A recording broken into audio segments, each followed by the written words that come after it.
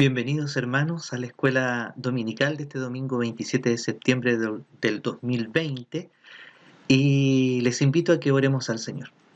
Gracias Señor porque tú eres bueno, porque nos das un nuevo día de vida, por tus bendiciones y misericordias. Y gracias Señor por poder estudiar tu palabra, orar y cantar cánticos al Señor. Bendícenos durante esta mañana, durante este tiempo que estemos juntos a través de este video, Señor, y que tu gracia y tu amor sea con cada uno de nosotros. Te alabamos, te bendecimos en el nombre de Jesús. Amén. Y ahora les invito a que entonemos un himno al Señor antes de entrar al estudio de la palabra. Himno 366. Ten fe en Dios. Vuestro Padre sabe de qué cosas tenéis necesidad, antes que vosotros le pidáis. Mateo 6:8.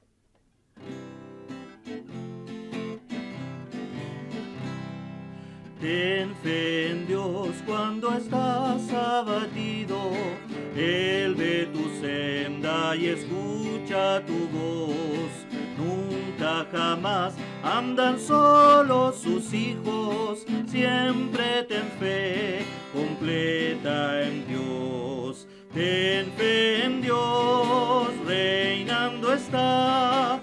Ten fe en Dios, pues fiel te guardará. No fallará, Él vencerá. Siempre ten fe completa en Dios.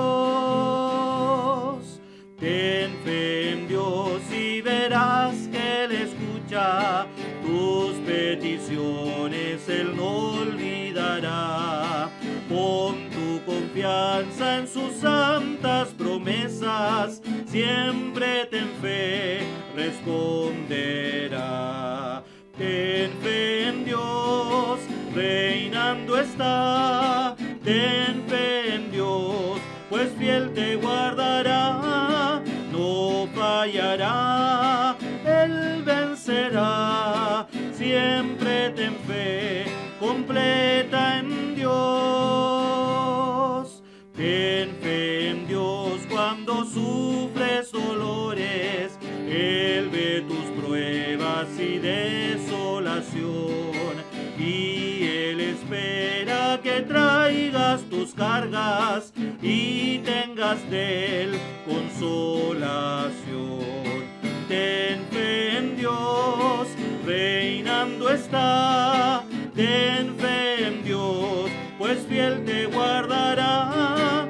No fallará, Él vencerá. Siempre ten fe completa en Dios. Ten fe en Dios, aunque todo te falle. En Dios ten fe, pues te socorrerá. Él nunca falla, aunque reinos perezcan. Él reina y siempre reinará. Ten fe en Dios, reinando está. Ten fe en Dios, pues fiel te guardará. No fallará, Él vencerá. Siempre ten fe completa en Dios. Muy bien, luego de cantar al Señor vamos a entrar a estudiar la palabra en estos dos pasajes que salen ahí, Romanos 15 del 14 al 33 y todo el capítulo 16. Y el énfasis será Pablo, ministerio y colaboradores. El versículo clave dice: de esta manera he procurado predicar el evangelio donde Cristo no era nombrado, para no edificar sobre fundamento ajeno. Romanos 15:20, Reina Valera actualizada. Las palabras revelan al hombre. Leamos del versículo 14 al versículo 21. Pero yo mismo estoy persuadido de ustedes, hermanos míos, que ustedes también están colmados de bondad, llenos de todo conocimiento, de tal manera que pueden aconsejarse los unos a los otros.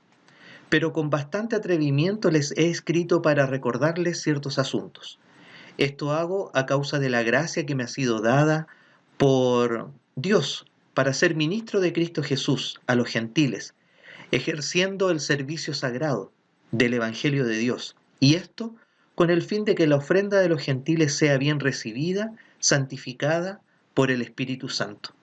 Tengo pues de qué gloriarme en Cristo Jesús en las cosas a que se refieren a Dios, porque no me atrevería a hablar de nada que Cristo no haya hecho por medio de mí, para la obediencia de los gentiles, por palabra y obra, con poder de señales y prodigios, con el poder del Espíritu de Dios, de modo que desde Jerusalén hasta los alrededores de Ilírico, lo he llenado todo con el Evangelio de Cristo. De esta manera he procurado predicar el Evangelio donde Cristo no era nombrado para no edificar sobre fundamento ajeno, sino como está escrito, verán aquellos a quienes nunca se les anunció acerca de él, y los que no han oído entenderán.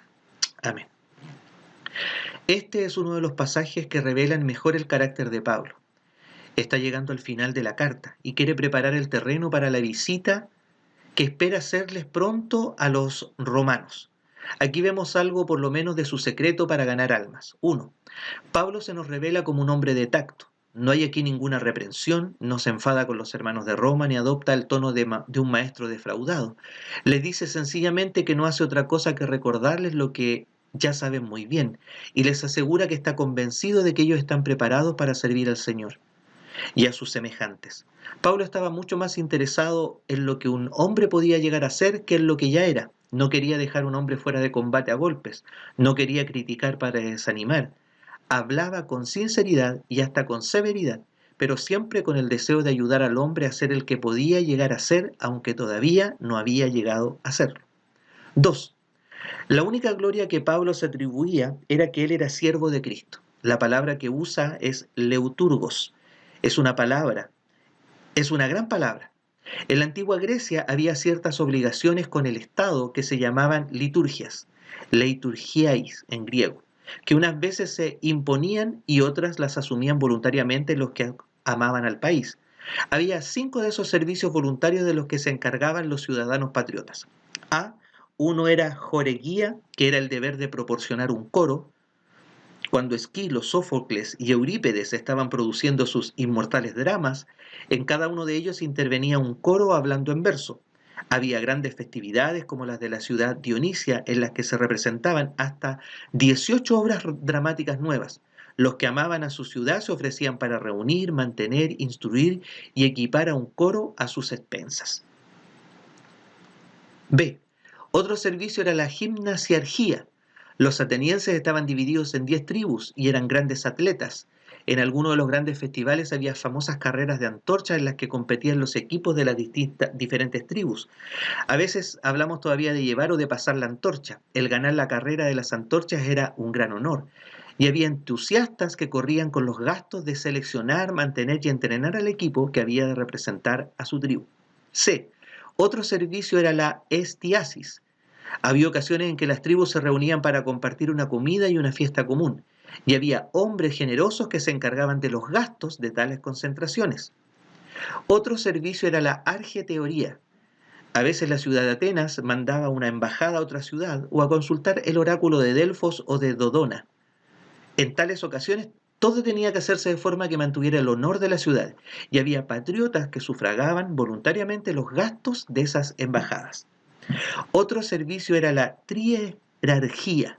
Los atenienses eran el gran poder naval del mundo antiguo, y una de las cosas más patrióticas de las que uno se podía encargar era costear voluntariamente los gastos de mantenimiento de un trireme o barco de guerra durante un año.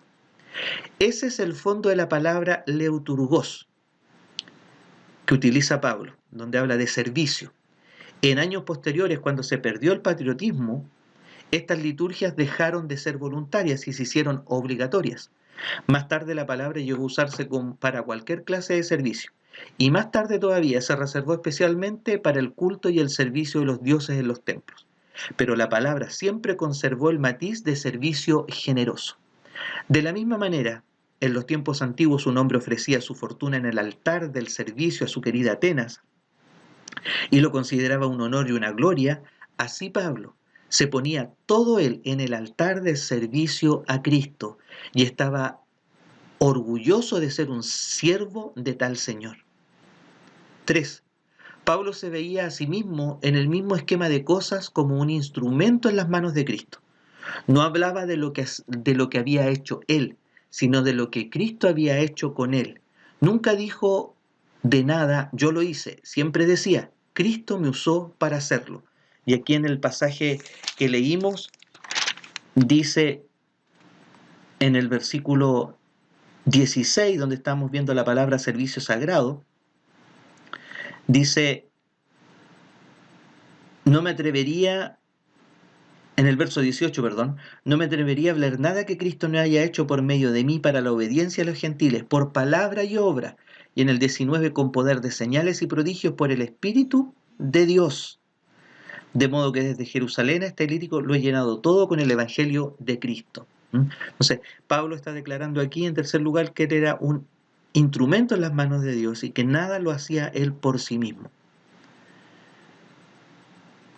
Se dice que el cambio en la vida de Moody, un predicador del siglo XIX, llegó cuando fue a un culto y oyó decir al predicador, está por ver lo que el Espíritu Santo podría hacer con un hombre que se le entregara totalmente y sin reserva. Y Moody dijo, ¿por qué no he de ser yo ese hombre? Y todo el mundo sabe lo que el Espíritu de Dios hizo con Moody. Las cosas empiezan a suceder cuando una persona deja de pensar en lo que puede hacer por sí misma y empieza a pensar en lo que Dios puede hacer con ella. Cuarto, la ambición de Pablo era ser un pionero. Versículo 20. De esta manera he procurado predicar el Evangelio de donde Cristo no era nombrado para no edificar sobre fundamento ajeno. Se dice que cuando Livingstone, otro predicador del siglo XIX, se ofreció, el padre de las misiones, se le conoce a Livingstone, se ofreció voluntario a la Sociedad Misionera de Londres, le preguntaron a dónde le gustaría ir. Me da igual, contestó, con tal de que sea hacia adelante. Y cuando llegó a África, le fascinaba el humo de 1000 poblados que veía en la distancia. La única ambición de Pablo era llevar la buena nueva de Dios a los que todavía no lo habían escuchado. Usa el texto de Isaías 52:15. Verán aquellos a quienes nunca se le anunció acerca de él y los que no han oído entenderán, ahí en el verso 21, para expresar su propósito. Un antiguo himno evangélico español expresa en el coro la misma voluntad. Adelante siempre, peleemos con valor. Adelante siempre, prosigamos con ardor. Con Jesús delante, y es nuestra la victoria hasta verle en la gloria, adelante siempre. Proyectos presentes y futuros. Romanos 15, 22 al 29. Por esta razón he sido impedido muchas veces de ir a ustedes, pero ahora, no teniendo más lugar en estas regiones y teniendo desde muchos años el gran deseo de ir a ustedes, lo haré cuando viaje para España, porque espero verlos al pasar y ser encaminados por ustedes allá, una vez que en algo me haya gozado con ustedes. Pero ahora voy a Jerusalén para ministrar a los santos, porque Macedonia y Acaya tuvieron a bien hacer una ofrenda para los pobres de entre los santos que están en Jerusalén. Pues les pareció bien y son deudores a ellos, porque si los gentiles han sido hechos partícipes de sus bienes espirituales, ellos también deben servirles con sus bienes materiales. Así que cuando haya incluido esto y les haya entregado oficialmente este fruto, pasaré por ustedes a España. Y sé que cuando vaya a ustedes, llegaré con la abundancia de la bendición de Cristo. Aquí tenemos a Pablo hablando de sus planes inmediatos y más futuros. 1. Su plan futuro era venir a España. Había 2 razones por las que deseara venir o ir. La primera era que España era la tierra más occidental de Europa, era en cierto sentido el límite del mundo civilizado, y eso ya era suficiente para hacer que Pablo quisiera visitarla para predicar el Evangelio allí. Pablo quería llegar con el Evangelio al non plus ultra, al último extremo más allá del cual ya no se creía que había más tierras. 2. En aquel tiempo florecía en España una verdadera galaxia de genios. Muchos de los más grandes hombres del imperio eran españoles. Lucano, el poeta épico, Marcial, el maestro del epigrama, Quintiliano, el más grande preceptor de oratoria de su tiempo, sobre todos y sobre todo Séneca, el gran filósofo estoico preceptor y luego ministro de Nerón, era español. Puede que Pablo estuviera diciéndose a sí mismo que podrían suceder cosas maravillosas si España fuera ganada para Cristo. 3. Su plan inmediato era ir a Jerusalén. Había tenido un proyecto que era muy querido a su corazón. Había organizado que se hiciera una colecta entre las iglesias más jóvenes para la iglesia madre de Jerusalén. No cabe duda de que esa colecta sería muy necesaria. En una ciudad como Jerusalén, muchos de los empleos disponibles tendrían relación con el templo y sus servicios. Todos los sacerdotes y las autoridades del templo eran saduceos, que eran los más acérrimos enemigos de Jesús.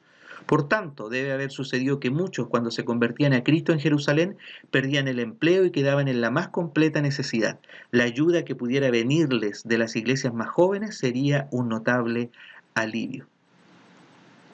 Pero había por lo menos otras 3 razones de peso por las que Pablo tenía tanto interés en llevar aquella ofrenda a Jerusalén. A. Para él personalmente suponía el pago de una deuda y un deber. Eso es lo que dice aquí en el pasaje que leímos.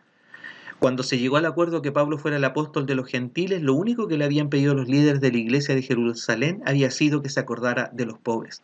Cosa que siempre tuvo mucho interés en hacer, decía Pablo. Él no era un hombre capaz de olvidar un compromiso o una deuda, y ahora era el momento de cumplir por lo menos en parte. B. No había mejor manera de demostrar prácticamente la unidad de la iglesia. Era esta una manera de enseñar a las iglesias más jóvenes, que no eran unidades aisladas, sino miembros de una gran iglesia que se extendía por todo el mundo. El valor de ayudar a otras iglesias consiste en que nos hace recordar que no somos solo miembros de nuestra iglesia local, sino también de la iglesia universal. C. Era la mejor manera de aplicar la fe a la práctica. Era bastante fácil hablar de la generosidad cristiana, pero aquí se les ofreció una oportunidad de pasar de las palabras a las obras. Así es que Pablo está de camino a Jerusalén y está preparándose para visitar España. Veamos los versos finales del capítulo 15.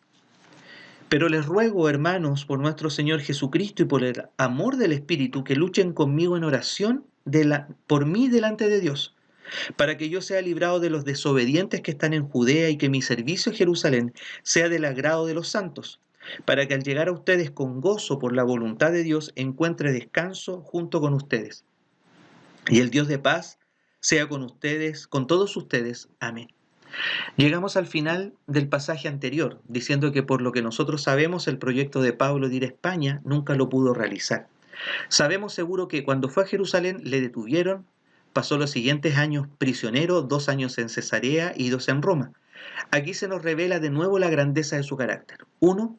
Cuando Pablo fue a Jerusalén, sabía lo que hacía y era plenamente consciente de los peligros que le acechaban. Puede ver ahí en Hechos 20 del 22 en adelante y Hechos 21 del 10 al 14. Como su maestro, cuando afirmó su rostro para ir a Jerusalén, Lucas 9:51, así hizo Pablo. El valor más subido, valor es el del que sabe que tendrá que arrostrar un grave peligro si cumple lo que considera su deber. Sin embargo, sigue adelante. Ese es el valor del que dio muestra Jesús y es el valor que debemos tener todos los seguidores de Cristo, como lo tuvo Pablo. 2. En una situación así, Pablo pidió las oraciones de los cristianos de la iglesia de Roma. Es una gran cosa seguir adelante sabiendo que estamos arropados por las oraciones de los que nos aman. Aunque estamos materialmente a mucha distancia de los que amamos, ellos y nosotros nos podemos encontrar ante el trono de la gracia de Dios. 3. Pablo les deja su bendición y sigue adelante. Era sin duda todo lo que podía dar.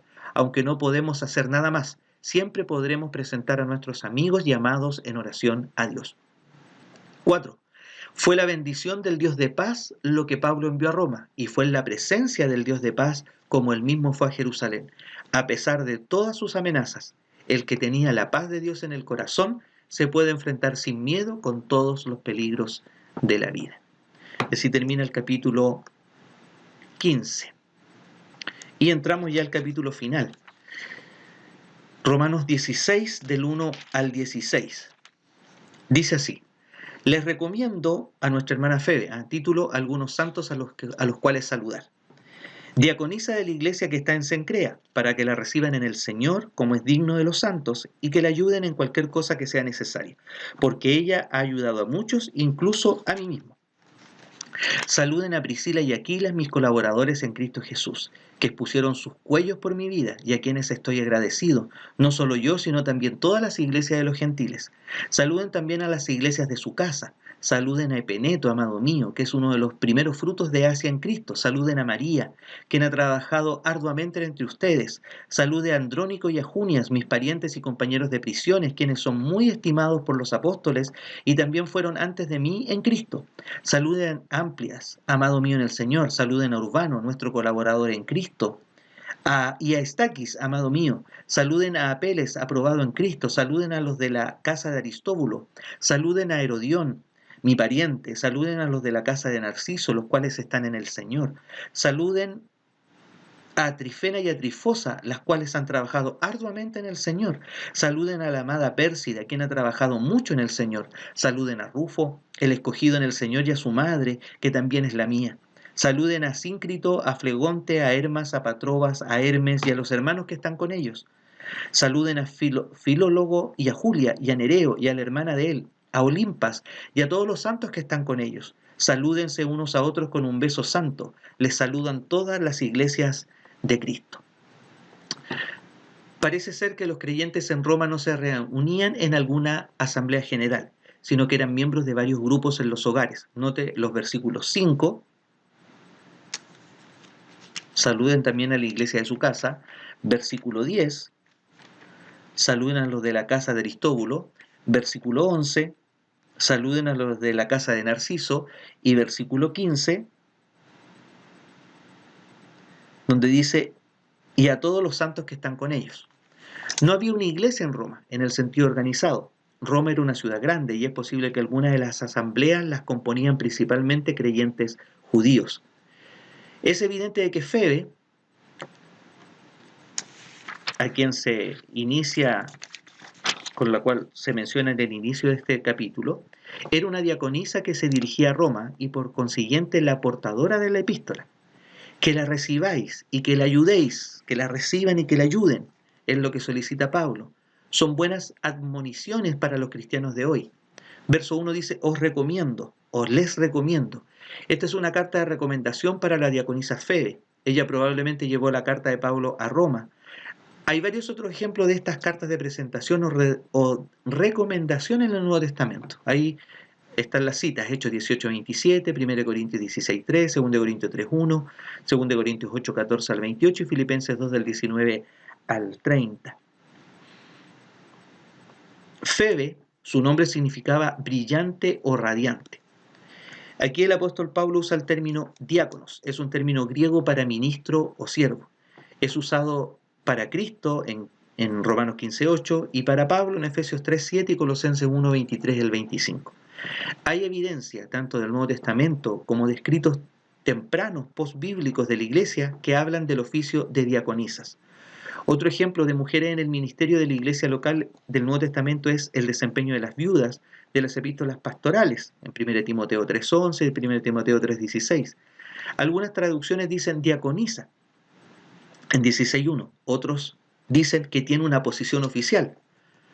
Todos los creyentes son llamados con dones y de tiempo completo. Algunos son llamados a cumplir funciones ministeriales de liderazgo. Hallamos aquí, los primeros que saluda son Priscila y Aquila. ¿Qué amigos queridos fueron para Pablo? Ve ahí en Hechos 18, 2 al 28, 1 Corintios 16, 19 y 2 Timoteo 4, 19. El incidente en el cual estos dos santos arriesgaron su vida, como leí recién, expusieron su cuello por mi vida, no se registra en el Nuevo Testamento, pero ¿qué deuda tiene la iglesia con ellos por haberles salvado la vida? Salieron de Roma debido a la persecución, conocieron a Pablo en Corinto y ahora al regresar a Roma constituyen una iglesia en su casa. Qué maravillosos son los caminos del Señor y las sendas de su providencia. 9 mujeres se mencionan en este capítulo: Febe, Priscila, María, Trifena, Trifosa, Pérsida, la madre de Rufo, Julia y la hermana de Nereo. Ahí están los versículos. Algunos críticos han acusado a Pablo de estar en contra de las mujeres, pero ningún hombre hizo más por emancipar a las mujeres de la servidumbre pagana y dignificarlas de la manera que Dios intentó desde el principio. Pablo enseña que las mujeres tienen un lugar especial e importante en el ministerio de la iglesia local. En varios versículos Pablo menciona a sus parientes. Versículo 7 dice: mis parientes y compañeros de prisiones, que son muy queridos para mí. estimados por los apóstoles, dice, versículo 11, saluden a Herodión, mi pariente, y en el verso 21 dice, Lucio, Jasón y Sosipater, mis parientes. Esto no necesariamente significa parientes de sangre, sino más bien compatriotas judíos, quizás de la tribu de Benjamín. El versículo 7 menciona a dos hombres que habían sido salvados antes que Pablo y que también fueron notables entre los apóstoles. No eran apóstoles, sino que tenían muy alta reputación entre los apóstoles, Andrónico y Junias. Rufo es un hombre interesante, ahí en el verso 13. Marcos 15:21 indica que el Simón que llevó la cruz fue el padre de Alejandro y de Rufo, como si estos dos hombres fueran bien conocidos entre las iglesias en el tiempo en que Marcos escribió su evangelio. Es posible que Simón fuera en realidad el padre de Rufo, el del versículo 13, y que también ganó a su madre para el Señor. Si él y su familia se quedaron en Jerusalén, es posible que tuvieron a Pablo en su casa y que éste adoptó a la madre de Rufo como si fuera la suya propia. Versos 17 al 20. Algunos pecadores a los que se debe evitar. Pero les ruego, hermanos, que se fijen en los que causan divisiones y tropiezos en contra de la doctrina que han aprendido y que se aparten de ellos, porque tales personas no sirven a Cristo nuestro Señor, sino a sus propios estómagos, y con suaves palabras y lisonjas engañan a los corazones de los ingenuos. Porque la obediencia de ustedes ha llegado a ser conocida de todos, de modo que me gozo a causa de ustedes, pero quiero que sean sabios para el bien e inocentes para el mal. Y el Dios de paz aplastará en breve a Satanás debajo de los pies de ustedes. La gracia de nuestro Señor Jesús sea con ustedes. Esta advertencia suena extraña en un capítulo lleno de saludos, pero Pablo conocía los peligros en las iglesias y quería advertir a los santos. Desde luego que nosotros, como cristianos, debemos amar y perdonarnos unos a otros, pero se debe enfrentar los pecados en contra del cuerpo de la iglesia de acuerdo a la disciplina bíblica. Los cristianos que causan problemas debido a sus deseos egoístas, usualmente orgullo, quieren decirle a todos los que tienen que hacer, no se deben recibir en la iglesia local. Fijarse significa vigilar, tener los ojos abiertos sobre ellos. Es correcto que la iglesia tenga un ojo sobre los trota iglesias, que van de iglesia en iglesia causando problemas y divisiones. Estas personas son seductoras al hablar, saben cómo engañar a los ingenuos, pero el santo con discernimiento verá a través de sus disfraces. Conquiste a Satanás, no permita que él lo conquiste a usted. Verso 16-17, esta advertencia parece prorrumpir dentro del contexto inesperadamente. Y hay una lista en los versículos 17 y 18 de lo que estos falsos maestros estaban haciendo. Causaban divisiones, ponían impedimento a los creyentes, enseñaban a oponerse a la instrucción que la iglesia había dado, estaban sirviendo sus propios apetitos y estaban engañando los corazones de los ingenuos con sus blanda palabrería. Que os apartéis de ellos, es el consejo del apóstol. Ahí hay algunas versiones donde habla que estos personajes lo único que quieren es satisfacerse a sí mismos. Reina Valera 60 y 95, sus propios vientres, la Biblia de las Américas, sus propios apetitos, la NBI a sus propios deseos, la Dios habla hoy a sus propios apetitos y la Biblia de Jerusalén a su propio vientre. Esto es literalmente estómagos. Los falsos maestros tornaban todo para sus propios intereses, y esa es la precaución que Pablo le está pidiendo a los hermanos ahí en Roma. La frase "y con suaves palabras y lisonjas" engañan los corazones de los ingenuos. Los falsos maestros son con frecuencia físicamente atractivos y tienen dinámicas personalidades, carisma podríamos decir. Aún tiene sentido sus presentaciones. Tenga cuidado. Algunos posibles exámenes para identificar a los falsos maestros se encuentran en Deuteronomio 13, el 1 al 5, 18, 22, Mateo 7, Filipenses 3, 2 y 3, Filipenses 3, 18 y 19 y 1 de Juan 4, del 1 al 6. Engañan los corazones de los ingenuos. Esta frase denota decepción continua. Estos creyentes aparentemente nuevos o ingenuos eran vulnerables, eran inexpertos en lo malo. Verso 19. Porque vuestra obediencia ha venido a ser notoria a todos. Esto es referido en capítulo 1, verso 8. Esta es una de las hipérboles de Pablo. Seáis sabios para el bien e ingenuos para el mal. Esto refleja las enseñanzas de Jesús también, Mateo 10:16, Lucas 10:3. Verso 16-20, y el Dios de paz, es un título maravilloso para Dios. Vea Romanos 15:33, 2 Corintios 13:16, Filipenses 4:9, 1 Tesalonicenses 5:23 y Hebreos 13:20. Aplastará en breve a Satanás bajo vuestros pies. Esta es una alusión a Génesis 3:15. La relación de los creyentes con el Mesías les da la victoria. Esta es una tremenda promesa y responsabilidad. En este contexto, Satanás epitomiza la confusión, resume la confusión y división causada por los falsos maestros, la cual causa a la iglesia la pérdida de su enfoque en la gran comisión. Detrás de los falsos maestros está lo demoníaco. El Evangelio, sin embargo, disipa la oscuridad y la maldad en aquellos que lo abrazan y lo viven. Y para ir finalizando este capítulo 16 y la carta de Romanos, la alabanza final, Romanos 16, 24 al 27. La gracia de nuestro Señor Jesucristo sea con todos ustedes. Amén.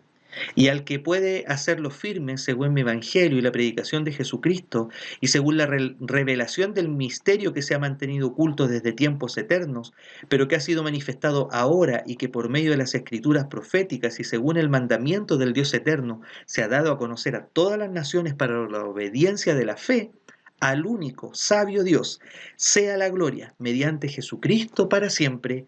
Amén. La carta a los romanos termina con una doxología que es también el sumario del evangelio que Pablo amaba y predicaba. 1. El evangelio nos permite mantenernos firmes. Hijo de hombre, dijo Dios a Ezequiel, ponte en pie para que yo hable contigo. Ezequiel 2:1. El evangelio es el poder que nos permite mantenernos invictos frente a todos los golpes del mundo y los ataques de la tentación. La vida puede ser difícil, a veces abate con sus golpes. La vida puede ser peligrosa, a veces es fácil caer en los lugares resbaladizos de la tentación. El Evangelio es el poder de Dios para salvar, como abre la carta el apóstol ahí en Romanos 1, 16 y 17. Ese poder que nos mantiene erguidos hasta cuando la vida se presenta de la peor manera, más amenazadora posible. La vida no nos puede separar del amor que Dios nos ha mostrado en nuestro Señor Jesucristo. Romanos 8, 38 y 39. 2. Es el evangelio que predicaba Pablo y que ofreció Jesucristo, es decir, el evangelio tiene su origen en Cristo y lo transmiten las personas. Sin Jesucristo no podría haber evangelio. Pero si no hay personas que lo transmitan, otras personas no lo llegarán a conocer. El deber cristiano consiste en que, en cuanto Cristo no se encuentra, nosotros vayamos a encontrar a otros para Cristo. Cuando Jesús encontró a Andrés, Juan nos dice, lo primero que hizo este fue salir al encuentro de su hermano Simón para decirle, hemos encontrado al Mesías. Juan 1, 40 al 42. Aquí tenemos el privilegio cristiano y el deber cristiano. El privilegio cristiano es apropiarnos del evangelio para nosotros. Y el deber cristiano, que no sea solo para nosotros, sino que lo transmitamos a otros. Jesús murió para darnos el evangelio y ahora cuenta con nosotros para transmitírselo a todos los demás. 3. El evangelio es la consumación de la historia. Es algo que existía desde todos los tiempos y que ha venido y se ha revelado al mundo en la persona de Jesucristo. Algo absolutamente nuevo sucedió cuando Jesús vino al mundo. La eternidad invadió al tiempo y Dios apareció en la tierra. Su venida fue el acontecimiento al que se dirigía toda la historia anterior y del que fluye toda la historia posterior. Después de la venida de Cristo, el mundo ya no puede seguir siendo el mismo. Fue el acontecimiento central de la historia y por eso fechamos el tiempo en antes de Cristo y después de Cristo. Es como si con su venida la vida y el mundo empezaron de nuevo otra vez. 4. El Evangelio es para toda la humanidad y así ha sido siempre. No solamente para los judíos, su salida a todo el mundo no fue algo que ocurrió después. De tal manera amó Dios al mundo, y no solamente Israel. Los profetas, tal vez sin darse cuenta del todo, intuyeron y anunciaron el tiempo en que todos los pueblos conocerían a Dios. Ese tiempo no ha llegado todavía, pero es el propósito de Dios que algún día su conocimiento cubra toda la tierra como las aguas cubren el mar. Y es nuestro privilegio el colaborar en que el propósito de Dios se haga realidad. Y 5. El Evangelio conduce al mundo a la obediencia, a ser el mundo en el que Dios es el Rey. Pero esa obediencia no la impone una ley de hierro que quebranta al que se opone, es una obediencia que brota de la fe. una rendición que es la conquista y el resultado del amor. Para Pablo, el cristiano no es uno que se ha rendido a un poder ineludible, sino uno que se ha enamorado del Dios que ama a todos y cuyo amor se ha revelado para siempre en Jesucristo. Así termina el largo argumento de la carta a los romanos con un cántico de alabanza al Dios y Padre de nuestro Señor Jesucristo. Al único sabio Dios, sea la gloria mediante Jesucristo para siempre. Amén. Romanos 16, 27. Oremos. Gracias, Señor, por tu palabra y gracias, Señor, por el ministerio de este hombre que llevó tu palabra a distintos lugares del mundo conocido. Pero gracias, Señor, por aquellos que escucharon tu palabra y la siguieron transmitiendo y se siguieron, Señor, dirigiendo a distintos lugares hasta que un día llegó también a nuestro país y un día llegó a nuestras vidas el mensaje del Evangelio. El mensaje del Evangelio que es poder de Dios para salvación a todo aquel que cree. Gracias, Señor, por este tiempo de estudiar la carta de Romanos. Y gracias, Señor, por todos los que en este tiempo son colaboradores en el ministerio de la iglesia. Te doy gracias por mi iglesia, por el liderazgo de ella, por mis hermanos y hermanas, Señor, que están colaborando en las acciones que la iglesia desarrolla en este tiempo difícil. Gracias, Señor, por cada uno que se hace parte del trabajo de tu obra. Les bendigo en el nombre de Jesús. Y gracias, Señor, por tu palabra. Oramos en tu nombre santo. Amén. Y ya al concluir esta carta a los romanos, vamos a terminar entonando una alabanza y me despido en el nombre del Señor. Este próximo mes mi hermano Rubén estará a cargo de las lecciones. Él ahí estará compartiendo palabra del Señor para cada uno de nosotros. Un abrazo, que tengan un buen día. Nos vemos más ratito en el horario del culto. Bendiciones.